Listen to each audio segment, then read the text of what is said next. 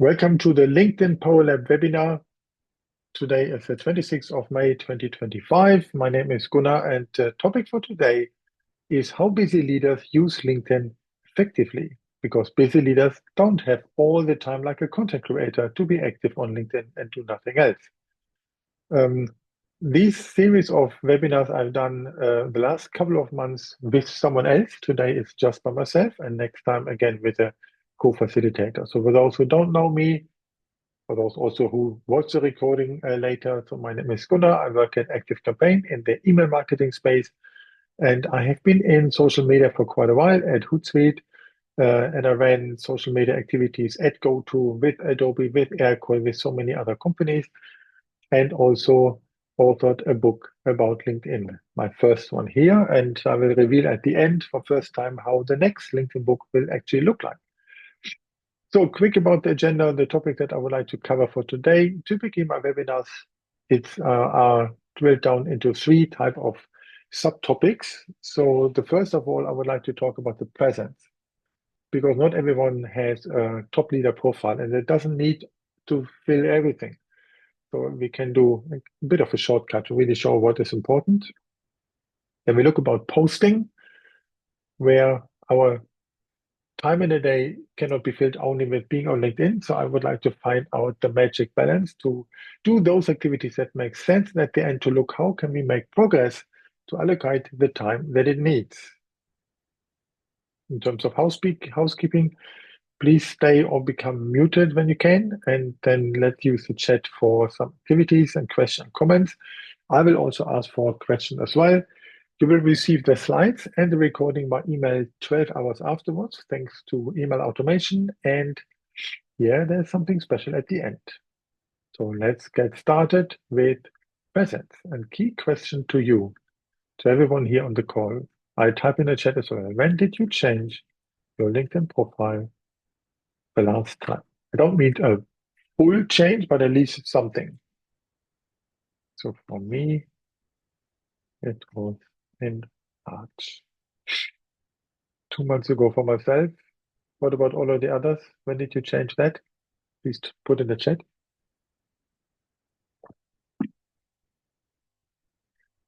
Maybe it was a bit ago. Oh, 1 month ago, 7 years ago. So that is the span that we have to cover. Good. Thank you for that. So let's get on why actually we would like to do that. Think about, we are a business owner and we are looking for clients. They are looking for a provider. What are they looking into with us? Subject matter expertise, and we might have only 2-3 seconds to show that. Ideally, we solve the challenges that they have. So we speak about their problems, not about all of us, what we are doing. We want to show that we know the industry, have a relatable network. I talked today to someone who wanted me to believe they're in the book marketing industry to look after my books, but the person had 28 connections on LinkedIn. Not relatable network. Doesn't really help. So building the know, like, and trust factor quickly is something that you can see within a couple of seconds. Oh yeah, that person I can feel myself with, or maybe not. And of course, how can someone showcase the success of others, not just theirs? And how can we work this out using social selling? So let's look into this one. So this is a typical profile. It's mine. Maybe not the best, but maybe not too bad. So what we see here, couple of things. The beauty of LinkedIn is all standardized, all at the same place. If something is missing, we see it. Compared to a website, every website looks different, kind of. So the first thing that comes into head for me that I look at is the headline. Not just the photo, but the headline. Here, ideally it's written in the target audience view. I say I'm partnering with marketing agencies, as we have on the call today, thanks John, for advanced email automation. That is the outcome. And then there's also my role, that I'm Senior Partner Manager Active Campaign, and I'm in the area of partnership alliances, so that makes sense. A couple of keywords, board director as well, and even the published author. So it's rounding up quite a bit. That's number one, the headline. A mix of things looks good, not just owner at company. Then the profile photo need to look good enough. At least here it looks like I had a good day on that moment. And you see what I've done. I created a background image around that, a background gradient of colors. My particular blue, my particular green. And that also looks at least kind of thought through if you would see my website. And also what you see in the background image. So many leave that out. They have basically this gray standardized type of missing real estate. It's the best place where you can have text and image together. If you pay attention that the left-hand side is not overlapped. And you can see in my case, I have 4 lines and they're built in a way that they're coming from larger first line to a shorter small line. So that it aligns well with the profile photo on the mobile. And it took me maybe 30 minutes to find these 4 lines, but it was worth doing and it makes sense. Even another photo of me is there. Others could add something more like an arrow down to subscribe here or something like this. You can do a lot of things on it. It is real estate. What else is important? The location. If you serve a whole country, like John, I know you do technically in New Zealand, of course, you can have the whole country there, but it looks like concrete. If somebody's looking for someone in Sydney, there's a likelihood that they find me. And it shows I'm kind of embedded in my area. Contact info is important. If you want to get business, we should be reachable. That would be good over there. Let's say like email can be phone. Is a person preference to have it there or not? I have it. I even included my birthday over there. And then you can have at the bottom also a link. I placed it there at number 8. Those with premium subscription, they can place one of 6 different type of buttons. Otherwise, you can have a normal link. I added the pronouns, but that simply comes from being in the marketing world. There's no need to do that. And you can show on the right-hand side on number 6, the company and education. You don't have to, but if so, then make sure there is a logo. And number 9, it looks professional if the profile URL looks good. LinkedIn.com/in/Gunnar Habitz. Not anything cryptic. And that is what many people don't know where to find it.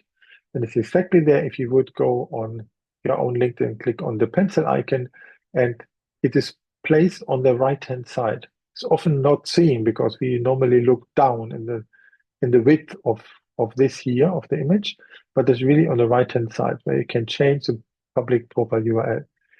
Looks much more professional. That's the point. The most important thing, if somebody says we have 6 seconds to judge over a CV, maybe just 2 seconds. If this first part looks modern, completed, visually appealing, and apparently it says what the person is doing, then it looks like you're in, reading further and so on, instead of going to the next one.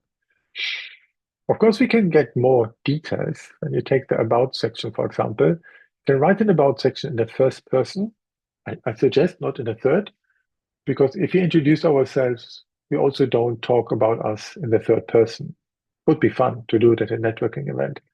Don't read all what's written here, just on the right-hand side. So I started mine with, I only have 6 paragraphs there, a hook, then talk about what I understand from the industry, my scope, what I'm doing, the outcome I deliver, something about me as a character, and at the end, some addition. Ideally, even a call to action. I could even change it by myself. So that is how an About section could look like. And I can tell you, it took me maybe, need to really think about 7 years until I had one from being on LinkedIn, because it's not an easy thing to write about yourself. Today, you can ask ChatGPT, if you work with it anyway, say, hey, what should I have there? Here we go. There's an alternative. And that is to go by addressing the reader to say, hey, are you this? If this is the case, if you are really this type of person, then maybe you feel this or you don't do this. And that's where I can help you. It's a completely different approach. Might be interesting to look after. It really depends on the audience if they are addressed like this. This here works perfect in a B2C case. The other one is a bit more the professional version. But it really makes sense to really look what you have there, put something not longer than this, or maybe special as this. When you have done that, look into your experience section, at least for the current role that you have. Could be employment, could be self-employment, whatever it is. And I typically write it like this. What does the company do? And then what's your own role there? So for example, John, you can talk about your business, what the business does, and then you, of course, as the founder and leader of the business, you can talk more about how you created it, what you do, and so on. Then you can give some examples further to it. So in my case, I work with big partners, so I share that. And then achievements, but please not how I did it here. It feels like bullet points from the CV. Better is to have maybe 2 paragraphs that says the typical achievement, the outcome of what you are doing there. Paragraphs allow one thing. After each paragraph, you can have a free line. And these days, we don't read more than a paragraph of 3 lines. We expect basically another free line. So that's how that would look like. Yeah, keen to see from everyone on the call how you've done it. Now, let me show you an example. Here's a business owner called Dennis. Dennis is from Canada. And he used to work like myself in the corporate world, but he became his own boss, created his own business, a consultancy, and that's his website. Okay, I see the images. That image actually I have also because I reviewed his book. And that is how that looks like. The key is that whatever he shows on the website is quite compatible into what he shows on his LinkedIn. And you can see his big message at the background image, helping solopreneurs launch and scale their business. And only small, his roles like business coach and consultant and author, podcast or speaker really looks good.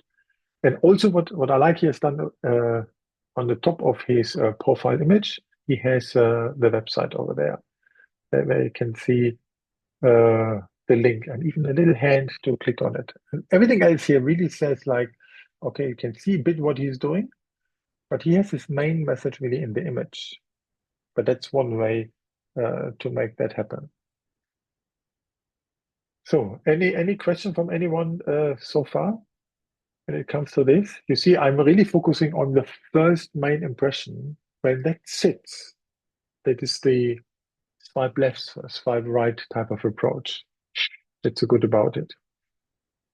And of course, it needs to align. It's a little bit difficult for those who do 2 things in a corporate role and also for themselves, but even that can work in a coexistence mode. So next one, let's look into posting. Because once our profile looks good enough to go on, modern enough, filled enough, then when we can check also how to find the magic balance. Key question to all of you. How often do you post on LinkedIn? I post 4 times per week, sometimes 5 times. Main days are Tuesday and Thursday morning. Yeah, 3 to 4 times per week depends on what I see. Yeah, also what you see, because that means you can also work reactively, but don't forget you can also be more proactively. And here, rarely but aiming to change. Good, nice to see, because changing this is not a bad thing. There's one thing about posting what many people seem to forget, particularly the big gurus who say you need to post 5 times a week or every day. Think about it in the view of someone who comes and sees us for the first time online. When that's a future client, ideally, sees that we are posting 3 times per day. Long articles. Wow. It feels like, they don't have time for me. Okay, not. If you see someone who didn't post for 2 years, are they still in business? It looks like when you have a blog on a website and you see posted started in May 24, June, July, August 24, 2 per month, and then nothing since then. Okay, out of business. All the perception behind that. So regularly is good, doesn't need to be daily. It really needs to depends also how quickly you can get into the habit of doing this. So let's look. Here's an example of typical way what you can do before you get your habits of posting, and that is commenting. I learned a lot from comments. I actually got leads for all my 3, 4 last companies from commenting. I comment on certain people on purpose. Why should I push and call them when I can comment, when I can get them introduction or something like this, and so that then they come to me? It's much, much better. So I turn the push into a pull. But if you look on the left-hand side, the first one, love your work, totally unrelated. The bottom one, come, weird. So it's these short things are not necessarily helping. On the right-hand side, there's one gentleman here from Sydney called William.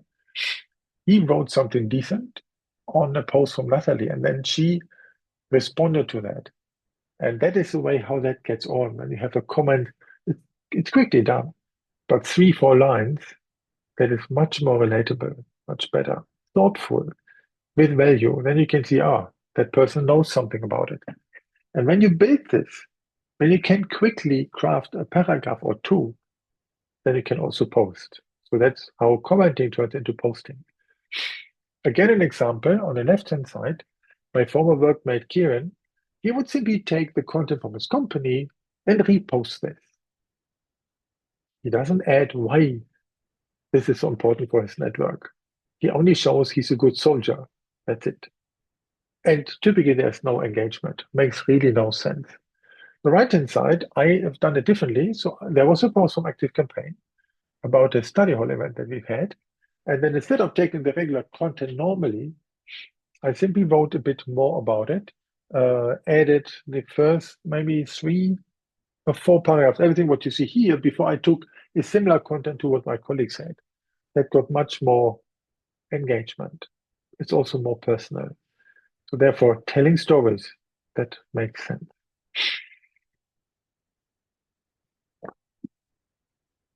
Getting on. I created a method of creating content which I call Trello. And John, you know Trello as a software company, or as a software which is owned in the meantime by Atlassian. It's just totally by accident. So Trello for me is a selection of 6 topics where I pick my content from. It should build trust.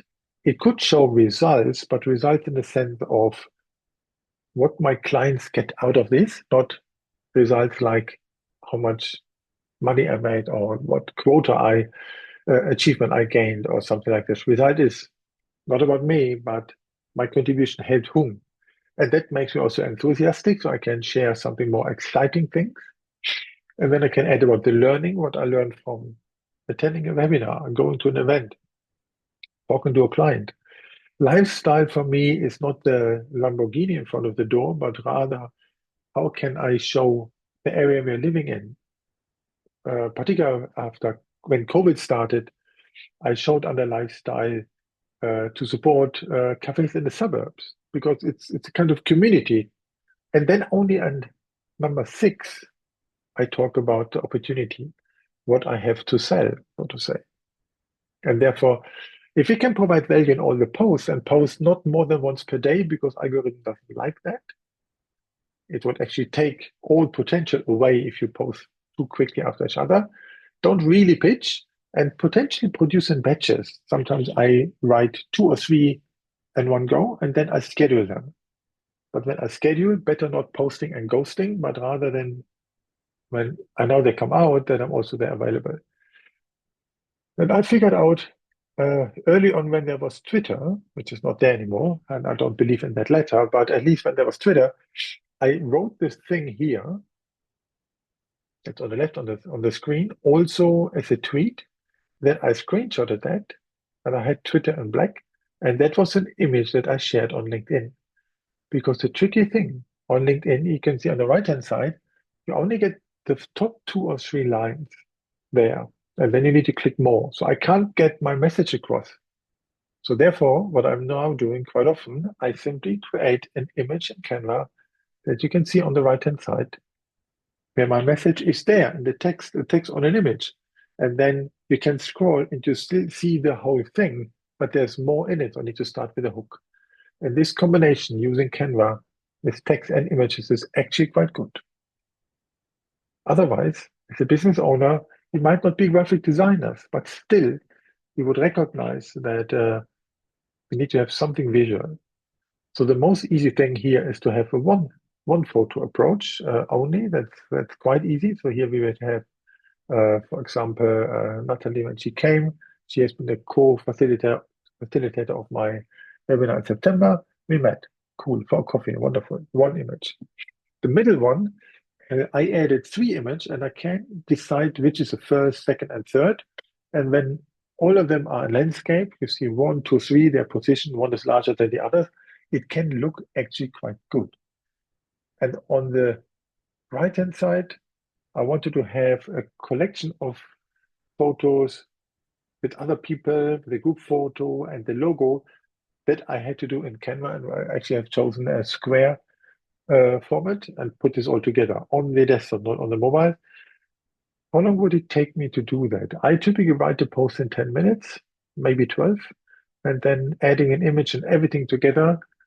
The one on the left will be maybe 15 minutes all in, the middle one as well, and the right-hand side maybe 20 minutes. That doesn't need to have more. And it's all a question of routine. If you've done it once, you learn how it goes, you learn the principle to get the first 2 lines really good that people would like to see more, and the visual supports it, then it's actually good.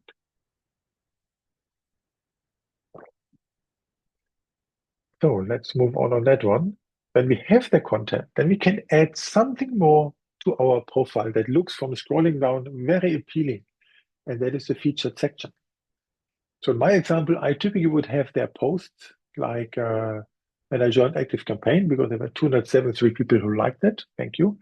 But otherwise, Natalie has chosen deliberately 2 links, which showcase the first one, how to book a call, and the second one to download something. And that is technically like a kind of a landing page, particularly the way how she's done it with the design. Only click in it, and then you have exactly what you want from there. That is one of the best engaging ways to do it instead of post, but she also added one. And that was quite recently when she tried to work with more with videos. Good one. What else can we do? We can have a newsletter. Why would we actually want to do it? Newsletter is something that on one side we know from our websites, and we send them out using good software like ActiveCampaign. And then newsletter became fashionable again because content creator looked after it. That was about end of 21, early 22, when Justin Welch, as one of those with 750,000 people on LinkedIn, started to do weekly newsletter. Social media is rented space, but a newsletter is great because we have the email addresses. So what did LinkedIn then do? LinkedIn recognized the idea or the demand for large format content. Good. And there were already the LinkedIn articles, the long format articles anyway. So they created some kind of umbrella. So here the example is, if you see on the left-hand side, the Wall Street Journal is one of those with massive number of, I think, 10 million, nearly 10 million subscribers. Good. Because the newsletter is really sent by email to everyone on LinkedIn. And mine is called Learn from Books, which in the meantime is a bit more than here. What does it say? Yeah, it's about nearly 2,500. I only use it for books, and therefore I came on the idea to be a book marketing coach as well. So the beauty here, what I recognized, 40% of all my subscribers from that newsletter are not my first-rate connections. And newsletter can attract people. So John, if you would create a newsletter once per month on LinkedIn, to talk about latest and greatest on web and so on web development, I guarantee you find other people that you normally don't have. So that helps to be a bit more on the global scale. While we don't have their email addresses, we can see who they are. We can contact them. we can talk to them. And that's actually quite good. So I'm actually quite happy that LinkedIn has it. The only bad thing, LinkedIn doesn't have a good filtering. I cannot say, give me all people who are subscribers to my newsletters, but they are only second-rate connections and only living in Australia. That filtering, unfortunately, doesn't do. But at least maybe it will come one day. Next one. How to allocate enough time.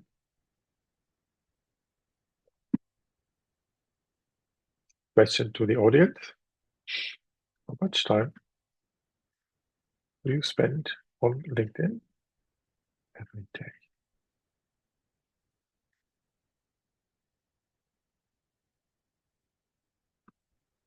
Curious to see what you all say.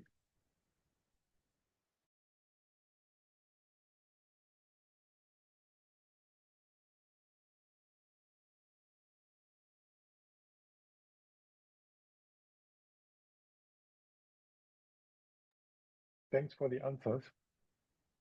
Not enough at present, and not enough quality time, too much scrolling. Yeah, that's the thing. Around Easter time, I've been looking for how can I get 30 minutes more time during the day without sacrificing sleep. And I found the way. I simply put the Facebook app and the Instagram app away from my home screen on my iPhone into a folder far away. I know how to get there. That's not the point. But I don't see it anymore, so I don't look at it. Good. Count my 30 minutes.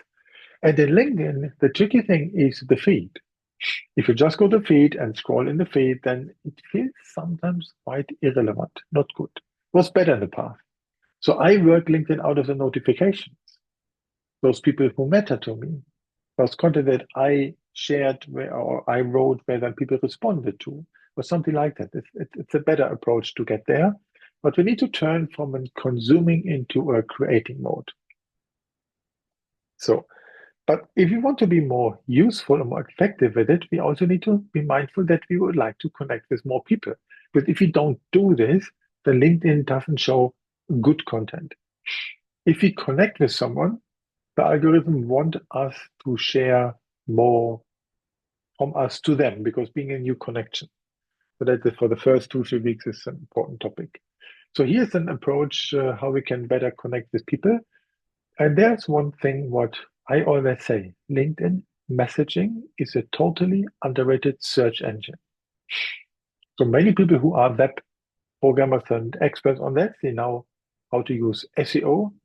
But for me, what's missing is kind of, how should I call it? LEO, LinkedIn Engine Optimization, or LSO, LinkedIn Search Optimization? Not really.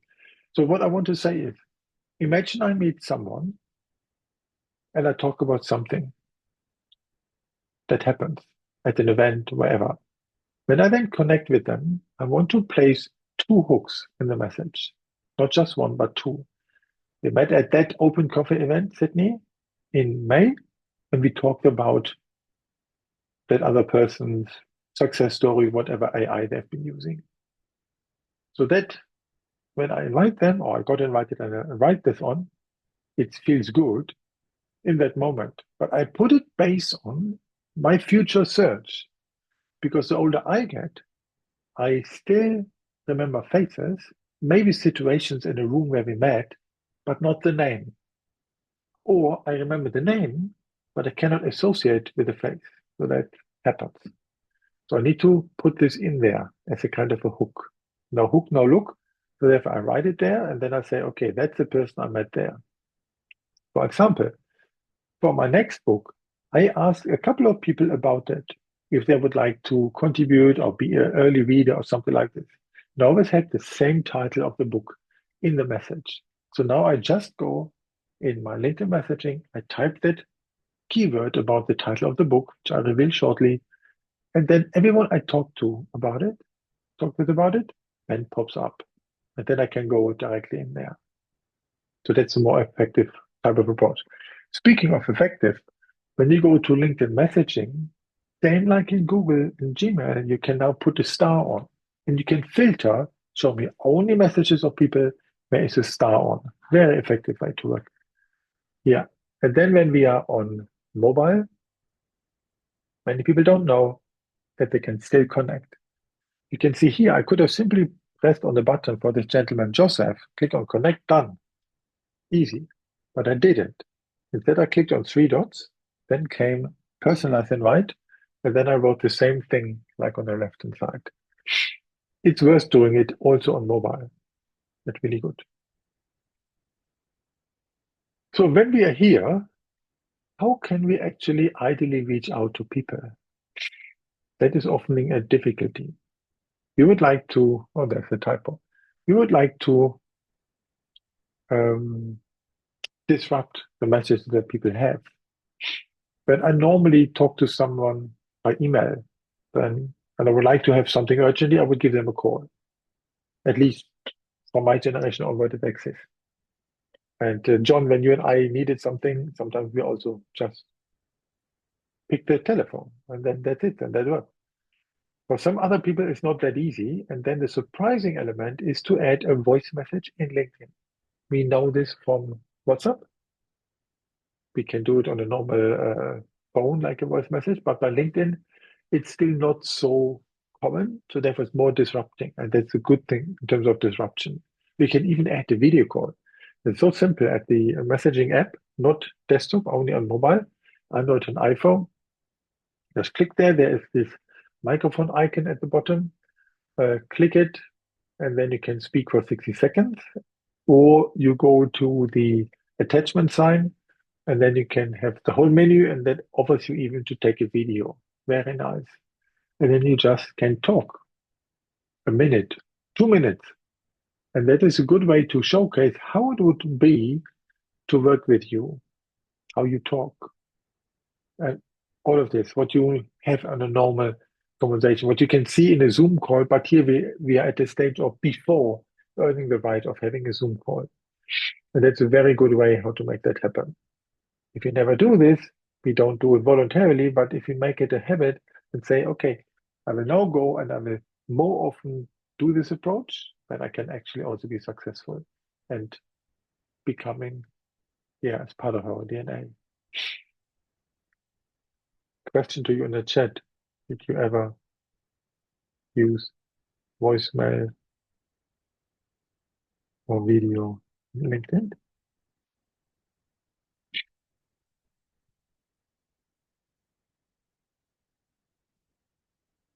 I don't do it often enough, but I should. But at least monthly, I do this to disrupt with someone. You can really test it. It's so easy and so good. It's a good approach to make something special. So, but the key thing here, yeah, brilliant. One day you make that happen. That would be quite good. And I know for some others who would normally also join the call, they would also say no. But maybe it should be me first to everyone who participates in these calls and say, hey, thank you for joining. I really appreciate that. Or sorry you missed the session today, but this is what we spoke about. Yeah, but I would do it when I'm not just after recovering from a cold. So here's one thing, the 30-minute per day challenge. So we said earlier that how long it is that we are on LinkedIn. That was it. One question earlier it was somewhere there. So for me, 30 minutes, sometimes 45. What can we actually really achieve in 30 minutes? The first thing, I do not want to be always on LinkedIn.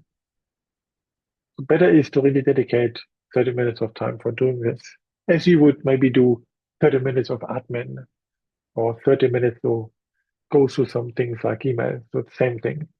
So I first check messages. Somebody needs something urgently. Okay, happy to respond quickly or make a note of it or put it, place it somewhere or whatever I need to do with that. The next one is connection. I always have a big chunk of connection requests when it doesn't tell me anything on the fly on mobile. Then I say, okay, I'll wait with that. When people don't put a reason on why I should contact, connect with them, why should I do it then? So that can wait. But typically I would accept then and counter them. Hey, thank you for reaching out. What actually prompted you to connect with me if I don't get it.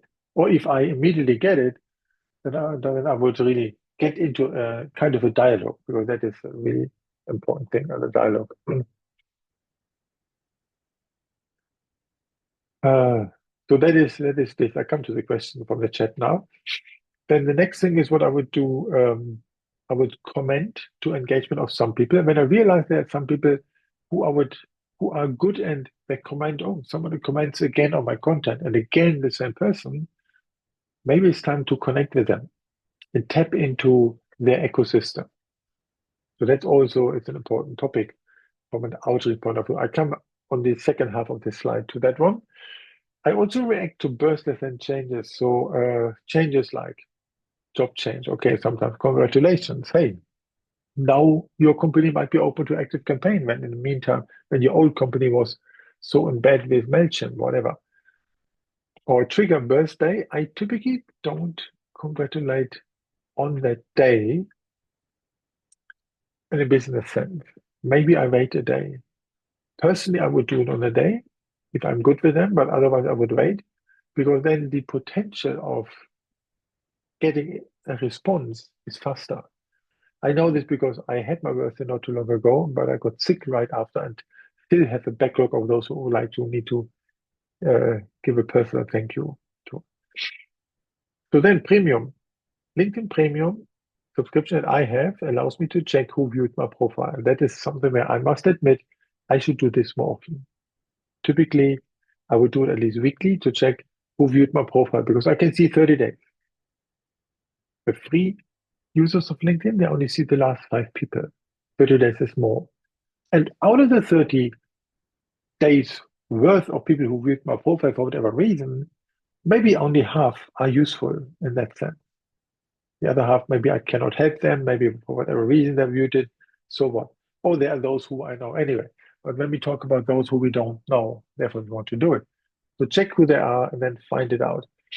I have, in order to make that happen, actually, I created, from an outbound point of view, I created my own Connect GPT, which is a custom GPT on OpenAI that helps you. I forgot to put on the slide. Let's put the link on Connect GPT. So that is how ChatGPT can help to connect well, to be connected. On that little tool that I developed out of it, you would put in your profile URL if it doesn't know it yet from the other person. Then it would ask you for the occasion, like an event, or the name of it, and then it crafts example invitations in your voice. That's what that does. So let's get into the outbound side. So sometimes I am the reason that I create a message, not that I only respond to it. For example, if I wanted to have a webinar, we have one in on Thursday, John, 10 a.m. New Zealand time. Then I would send a message. I can send by email, but I can send a message directly on LinkedIn. Hey, please, here's the new keynote on Thursday, 10 a.m. New Zealand time. Here's the link to register. Please join. Would be good this way. Outreach. Why not? Why should it be always on email where people have so much on it? And then here, growing the network above the size that we have today, in the 30 minutes per day, really take 5 minutes of those people, or maybe even 7 minutes, to put it on those people who you don't have in your network yet. Those who watch your profile, those which are similar, those which are engaging with your content, or put a quick search. Who is there around who could be suitable in terms of the customer? This type of thing. Then you can also add value on posts from others. How to do it? How to find actually out the right level of people who you want to comment on their post. My view is this. I have in my browser, in Google Chrome, I have a couple of links of people who are active in my area of interest, who share a lot of content and have a large network. So I can easily go through all 12 of them, quickly go, and I always save the URL of their latest content. I can see if there's something jumps into my head, and I know that their audience that they serve is similar to mine, but I don't compete with them, that's good. Then based on this, I can see what it is. I can see who comments there, who can be good for my content, for my connections. And of course, I also would like to write my content. So as I mentioned, 10 minutes for me, for some it's a bit longer. For my social part, newsletter takes longer, of course, it's a weekend thing. And then I actively follow some target companies. When they have some content, great. Then I need to make sure that I also follow that. Doesn't always work without a big tool, but at least manually it should. Any question to this? We could even take it and print it out. We get the slides tomorrow.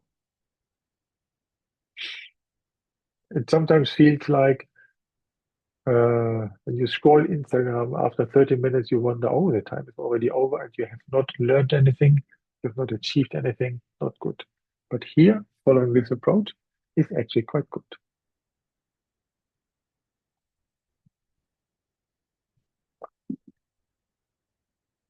So let's summarize how we can use LinkedIn effectively. Talked about 3 topics.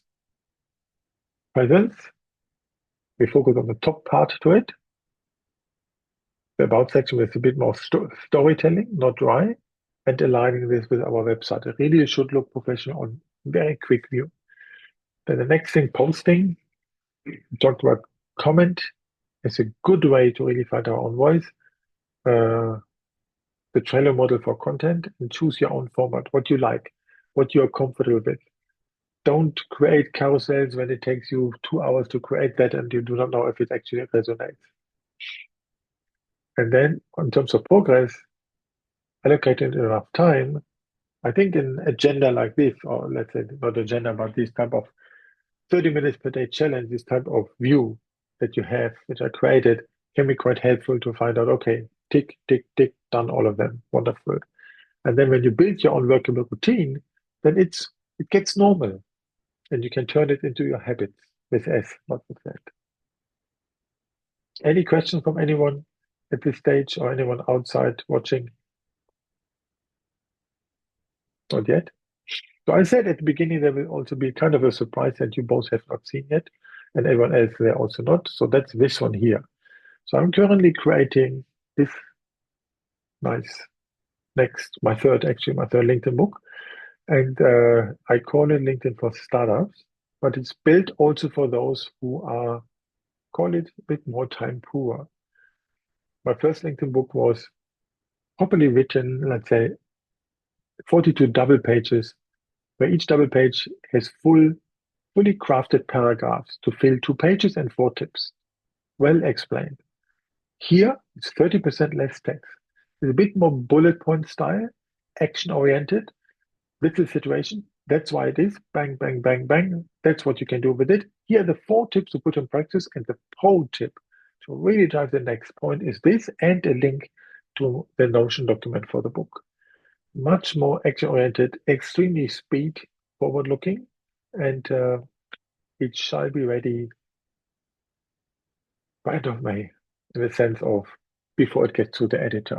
So if you would like to have an early access copy, you can go to this link, not yet, but from tomorrow, and then to grab an early draft version that I make available. And John, you can guess how I do it. So there will be an active campaign automation that covers all of that. So that is coming soon. LinkedIn for Startups will be hopefully in a proper event, launch event in August. Then everything will be ready. But I need some test readers until then. So if you would like to, happy to make that available. So that's what I prepared for today. A bit shorter than normal because it's just me without a guest that I have next time again. So any question, anything in the chat like to answer, happy to do. Otherwise, you will receive the slides and the recording within 12 hours from the start. Thank you so far for joining. Thank you for commenting. And I got also notes from those who are now from outside who added something outside of the chat. Thank you. And yeah, any question, please let me know also by email, or even better, by LinkedIn. Thank you, everyone.